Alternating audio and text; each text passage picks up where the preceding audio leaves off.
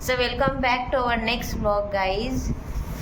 तर तुम्ही मागच्या ब्लॉगला म्हणजे इराच्या बर्थ स्टोरीच्या ब्लॉगला, ज्यामध्ये आम्ही इराचं फेस रिव्हील आणि नेम रिव्हील केलं होतं, त्या ब्लॉगला तुम्ही खूप प्रेम दिलं, त्यासाठी खूप खूप खूप खूप खूप थँक्यू. सो त्यामध्ये मी थोडी माझी सी सेक्शनची अशी स्टोरी सांगितली होती, अनुभव सांगितला होता. तर मला असं वाटलं की आपण आता पुढे तुम्हाला हे सांगितलं पाहिजे की आम्ही सी सेक्शन का बरं चॉईस केलं, का बरं चूज केलं. तर म्हणून मग आम्ही आजचा ब्लॉग आम्ही अचानक सी सेक्शनचा निर्णय का घेतला याच्यावरती काढला आहे. सो गाईज, आमची अशी काहीच प्लॅनिंग नव्हती सी सेक्शन करण्याची, आणि आम्ही डॉक्टरही असाच चूज केला होता की जिथं नॉर्मलचंच जास्त डिलिव्हरी, ते डॉक्टर जास्त नॉर्मल डिलिव्हरी करतात, म्हणून आम्ही तो डॉक्टर पण तसंच चूज केला होता.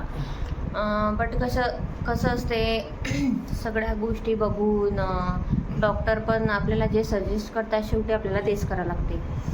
सो जे माझे प्रेग्नेन्सीचे 9 महिने होते, तर असं आपल्या इकडे म्हटलं जाते की 9 महिने प्रेग्नेन्सी जर्नीवरच डिसाईड असते की म्हणजे नॉर्मल होणार की सीझर होणार. कारण नॉर्मलमध्ये कसं खूप ॲक्टिव्ह राहावं लागते असं म्हणतात. बरं, मला माहिती नाही तुमचं रुटीन कसं आहे, तुम्ही किती आराम करून राहिले, किती काम करू राहिले. तर मला माहीत नाही की नॉर्मल आणि सीझर याच बेसिसवर होते का. तर पण असं आपल्या आई आजी म्हणतात, मोठे लोक सांगतात की जास्त काम झोपून राहू नका. जास्त झोपू राहिल्याने, जास्त असं आळशीपणा केल्याने, आराम केल्याने सीझर होते, असं एक आपल्या इकडे म्हणजे त्यांचं म्हणणं आहे की तुमचं शरीर मोकळं ठेवा. तर तसं पाहिलं तर मग मी तर प्रेग्नेन्सीमध्ये पूर्ण कामच केलं. मी म्हणजे 8ही महिने मी कामं केलेले आहेत. असं माझं म्हणजे आम्ही इकडे दोघंजण इथे राहतो, दर्यापूरला राहतो, आणि माझे सासू सासरे नाचण्याला राहतात. त्याच्यामुळं मला इथे सर्वच कामं करायला लागले. आमच्या दोघांचे जे पण डेलीवाले कामं असतात, कोणतीच हाऊस हेल्प वगैरे पण काहीच नव्हती, मी पूर्णच कामं केले. आणि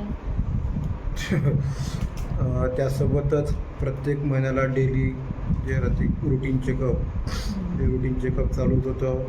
प्रत्येक 2-3 महिन्याला डॉक्टर सोनोग्राफी सांगतात, सोनोग्राफी पण काढणं चालू होतं. आणि हे सगळं रुटीन आणि सोनोग्राफी जे डॉक्टर लोक चेक करायचे, त्यांचं असं होतं की नॉर्मल होऊ शकते, आणि ते डॉक्टर पण जास्त नॉर्मलच डिलिव्हरी करतात. त्याच्यामुळे आम्हाला पण वाटायचं की नॉर्मल होऊ शकते सर्व.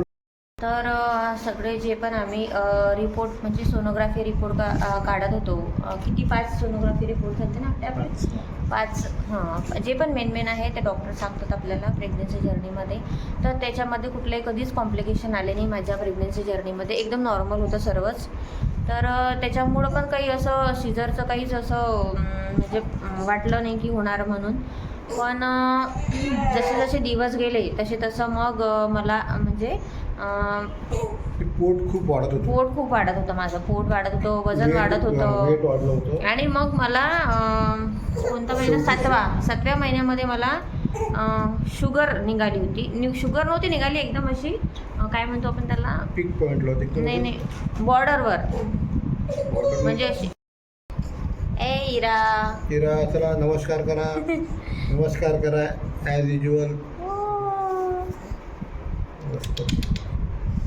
तर मग मला 7व्या महिनी गॅस्ट्रेशनल डायबिटीज, म्हणजे असं थोडंसं जर मी काळजी नसती घेतली तर तो म्हणजे प्रेग्नेन्सीमध्ये थोडा शुगर निघाला असता. शुगर निघाला असता, पण बॉर्डरवर होता माझा शुगर. त्याच्यामुळे डॉक्टरने मला पूर्णपणे साखर बंद करायला सांगितली होती.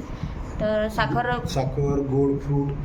गोड फ्रूट्स, नारळ पाणी सर्वच बंद करायला सांगितलं होतं. तर काय म्हणजे त्यांनी काय होते ना, तसा काही त्रास होत नाही त्याच्यामध्ये, पण जर आपण ते चालूच ठेवलं शुगर वगैरे, तर बाळाचं वजन जास्त वाढते आणि मग आईला त्रास होतो त्या गोष्टीचा. आणि तर तेच झालं मग की त्याच्यानंतर ना मग मला 7व्या महिन्यापेक्षा 8व्या महिने मला खूप त्रास झाला मग. कारण हिचं वजन वाढलं होतं, तर माझं पोट कडक पडायला लागलं. पोट कडक पडल्यामुळं मला उठायला बसायला जास्त वेळ झोपायला सुद्धा मला त्रास होत होता. मला म्हणजे असं पोट कडक पडल्यामुळं झोपही नव्हती लागत. आणि असं मग मला 8व्या महिनी हो, पण आम्ही ते डॉक्टरनं सांगितलं, डॉक्टर म्हणे काय नाही, नॉर्मल आहे म्हणे ह्या गोष्टी. ह्या होत म्हणजे कडक होणं उलट ते- चांगलं आहे म्हणे पोट कडक पडत आहे ते कडक तुझं. होणं ते असं डॉक्टर लोक म्हणायचे. काळजी करण्याचं काम नाही. पण मग जास्त त्रास व्हायला लागला, तर मग मी 9व्या महिनीच माझ्या माहेरी चालली गेली. कारण मग घरातले कामं वगैरे मग म्हणजे मला ते हे व्हायला लागलं होतं की जास्त वेळ उभं नव्हतं राहता येत. आणि पोट पण कडक पडत होतं, तर जास्त अशी कामं नव्हते होत माझ्याच्याने. मग 9व्या महिने मी घरी गेली. तर घरी गेल्यानंतरही मग तोच जास्त प्रॉब्लेम माझा जरा जास्तच वाटला पोट कडक पडण्याचा. आणि मग नंतर आम्ही 9व्या महिनी पण 2 सोनोग्राफी असतात. तर पहिल्या सोनोग्राफीला आम्ही गेलो, तर तेव्हा मग डॉक्टरने असं म्हटलं की बाळ खाली आलं आहे, पण जेवढं पाहिजे तेवढं नाही आलं आहे. त्यांनी असं म्हटलं होतं. नॉर्मल डिलिव्हरीसाठी थोडा वेळ लागू शकते, पण त्यांनी म्हटलं होतं की बा नॉर्मल डिलिव्हरी होऊ शकते. आणि मग नंतर ना जरा जास्तच त्रास व्हायला लागला, तर मग आम्ही असंच मधातच चेकअपसाठी गेलो. तिथे त्रास होता म्हणून चेकअपसाठी गेलो आपण दाखवायसाठी. जास्त त्रास वाढला तर म्हणून मग आम्ही कधीच तर आम्ही त्रास होता म्हणून मग चेकअपसाठी गेलो. तर मग ना तिथं गेल्यानंतरही मला खूप अशी आणि त्या दरम्यान काय झालं ना, मी हे सगळं माझ्या मैत्रिणींना वगैरे म्हणजे आता ऑब्व्हियसली आपण आपल्या घरातल्या लोकांना मैत्रिणींना सांगत होती की नॉर्मल असं म्हणत आहे बा मॅडम वगैरे काय कसं. तर माझ्या ना रिसेंटली माझ्या 2 जवळच्या मैत्रिणींना बाळ झालेले होते, तर त्यांनी त्यांचे अनुभव मला शेअर केले. तर तसं तर एकीचं नॉर्मल झालं होतं आणि एकीचं सिझर झालं होतं. तर तिने मला सांगितलं मग की तिला 12 घंटे लेबर पेनमध्ये राहावं लागलं आणि त्याच्यानंतर ती खूप जास्त थकली होती. आणि मग प्रॉब्लेम गेला म्हणजे शेवटी पण तर मॅमने तिला म्हटलं की जे पण तिचे डॉक्टर होते त्यांनी तिला सांगितलं की नाही तुला आता काहीच पर्याय उरला नाही आहे तुला, म्हणजे आता हे असंच होणार आहे, दुसरं आपण काही मार्ग शोधू शकत नाही. म्हणजे तिचं बाळ अटकलं होतं. तर मग मी तेव्हाही थोडी घाबरली. मग तिचं ही स्टोरी ऐकून वगैरे आता असतेच ना, आपण विचारपूस करतो सगळ्यांना की काय कसं होते म्हणून. आणि सी सेक्शनमध्ये पण जे माझे दुसऱ्या फ्रेंडचं सी सेक्शन झालं होतं आणि तिने पण सांगितलं मला की तिथे पहिलं नॉर्मल होणार होतं आणि म्हणजे त्या दिवशीच मग तिला लेबर पेन स्टार्ट झाले, पण काही प्रॉब्लेम आले, मग तिचं पण सी सेक्शन झालं. मग ते ऐकून पण मी थोडी घाबरली होती आणि असं करून मलाही त्रास वाटला होता. मग आम्ही चेकअपला गेलो. तर चेकअपला गेल्यानंतर मॅमने डायरेक्टच म्हटलं आम्हाला की बाळ जेवढं पाहिजे तेवढं तर खाली आलेलं नाही. मग माझा त्रास तर खूप होता. मग यांनी मीच होतं डॉक्टर नंबर की आता आपण नॉर्मल डिलिव्हरीची वाट बघितल्यापेक्षा सीझरची तयारी करून घेऊ, कारण हिला त्रास वाढला होता. त्रास म्हणजे मला अर्धी पोळी जेवण चाललं होतं, अर्धी पोळी जेवणाच्या वर चाललं नव्हतं मला. आणि त्याच्यानंतर मला रात्रीची झोप पण नव्हती लागत आणि माझी जीभ पूर्ण पांढरी झाली होती, म्हणजे मळमळ पण खूप व्हायला लागली होती आणि खूप जास्त त्रास वाढला होता. तर म्हणून मग यांना मी सर्व सांगितलंच होतं. तर यांनी मग डायरेक्ट त्या मॅमला म्हटलं की नाही आपण सी सेक्शनच करून घेऊया, कारण कसं मग नंतर अजून पुढे कॉम्प्लिकेशन आले असते किंवा काही, तर आम्हाला ती रिस्क नव्हती घ्यायची. म्हणून मग आणि सुरुवातीपासूनच ना माझ्या सासूबाई, माझ्या आत्या सर्व आणि हे पण सगळेच जण मला म्हणत होते की सी सेक्शनच करू म्हणून आपण, कारण नॉर्मलमध्ये खूप जास्त त्रास होतो आणि दुसरी गोष्ट म्हणजे की तुला ते झेपणार नाही असं डायरेक्ट मला म्हणत होते सगळेच जण. म्हणून मग आम्ही सी सेक्शन करायचा निर्णय घेतला. त्यानंतर आम्ही मॅमला म्हटलं की ठीक आहे मग आपण 5 तारखेला सी सेक्शन करून घेऊया. पण मॅमने म्हटलं की 6ला चतुर्थी आहे, चांगला दिवस आहे, तर तुम्ही 6 तारीख प्रिफर करा. मग आम्ही म्हटलं ठीक आहे 6ला करू. तर मग आम्हाला त्यांनी 5 तारखेला बोलवलं आणि 5 तारखेला सोनोग्राफी काढायला सांगितली. मग 5 तारखेला आम्ही सकाळीच 1-2 वाजता गेलो, सोनोग्राफी काढली आणि त्याच्यानंतर सोनोग्राफीमध्ये सगळं नॉर्मल होतं आणि त्यांनी मग रात्री आम्हाला 9 वाजता ॲडमिट व्हायला सांगितलं. मग रात्री मी माझ्या बहिणीकडे गेलो होतो. मग तिथे जेवण वगैरे केलं आणि 9ला मग आम्ही हॉस्पिटलमध्ये ॲडमिट झालो. तिथं गेल्यानंतर मग काहीच नाही. मग त्यांनी रात्रभर म्हणजे 12 वाजतापासून मला काहीच खायला प्यायला सांगितलं नव्हतं, जोपर्यंत डिलिव्हरी होणार नाही तोपर्यंत. तुला सलाईन लावलं का ना? नाही, त्या दिवशी नव्हतं लावलं, दुसऱ्या दिवशी सकाळी लागलं. सकाळी. तर त्या म्हणत की उद्या तुला सलाईन लागणार. तर मी सकाळपासून म्हणजे आम्ही 6-7ला सुटलो मग, कारण आम्हाला वाटलं सकाळीच करून म्हणजे सी सेक्शन करून टाकतील. पण आम्ही सकाळी सुटलो तर त्यांनी 9 वाजेपर्यंत काहीच तिथं हे नव्हतं, म्हणजे काहीच केलं नाही. आणि मी तशीच होती, मला पाणी नाही, चहा नाही, काहीच नाही. मग 9 वाजता त्यांनी मला म्हणजे जे पण त्यांची प्रोसेस ते फॉलो केली त्यांनी. मला माहीतच नाही की मला असं वाटलं की ते जे सलाईन आहे ते आपल्याला रूममध्ये देतील किंवा आपल्याला बाहेरच्या एखाद्या रूममध्ये देतील.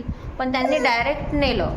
मला वाटलं सलाईनसाठीच नेलं का. तर तिथं गेल्यानंतर समजलं की आता माझी तिथं डिलिव्हरीच आहे. ऑपरेशन थिएटरमध्ये हां, डायरेक्ट ऑपरेशन थिएटरमध्ये नेलं. म्हणजे तुला सलाईन दिलंच ना?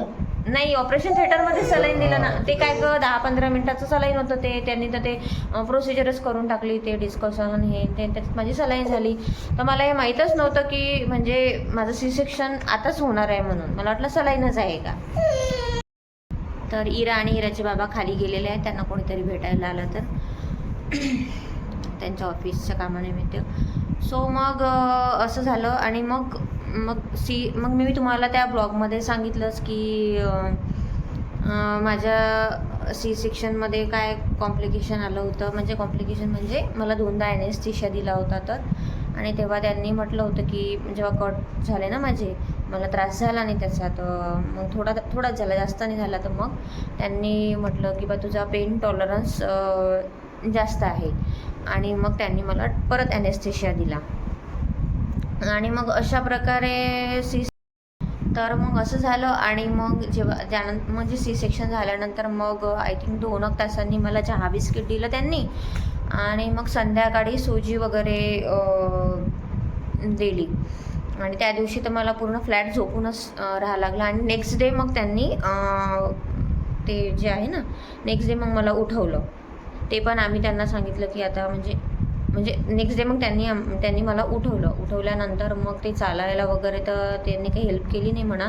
मग यांच्यासोबतच मी जे पण सी सेक्शन नंतर जो फर्स्ट वॉक असते सी सेक्शनच्या नंतरचा, जो खूप कठीण असतो, कारण खरंच खूप कठीण असतो. कारण उठायलासुद्धा जमत नाही सी सेक्शन झाल्यानंतर.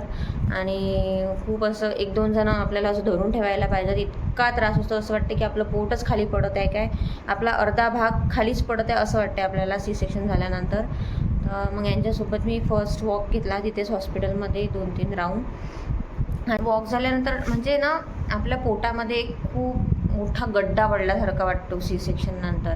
असे बॉडीचे 2 पार्ट झालेले असतात, एक वरचा आणि खालचा. कारण आपलं बाळ बाहेर आल्यानंतर आपलं पोट खाली होऊन जाते आणि ते पूर्ण गड्डा पडते. तर ते खूपच म्हणजे खूप पेनफुल आहे ते. आणि पहिले 4-5 दिवस तर खूपच जास्त त्रास होतो. तर अशा प्रकारे मग 4 दिवस मी ॲडमिट होती. आणि 4 दिवसानंतर मग इराचं चेकअप वगैरे करून मग आम्ही तिथून डिस्चार्ज घेतला. सो गाईज, अशी होती माझं सी सेक्शन जर्नी. आणि या कारणामुळं आम्ही सी सेक्शन करण्याचं ठरवलं होतं. तर तुम्हाला काय वाटते, सी सेक्शन की नॉर्मल, यापैकी कुठलं जास्त पेनफुल असतं मला कमेंट करून नक्की सांगा. आणि हा व्लॉग आवडला असेल तर नक्की लाईक करा, शेअर करा आणि सबस्क्राईब करा. आणि मागचे व्लॉग जर तुम्ही बघितले नसेल तर ते नक्की बघा, खूप इंटरेस्टिंग आहे. So thank you so much for watching this vlog.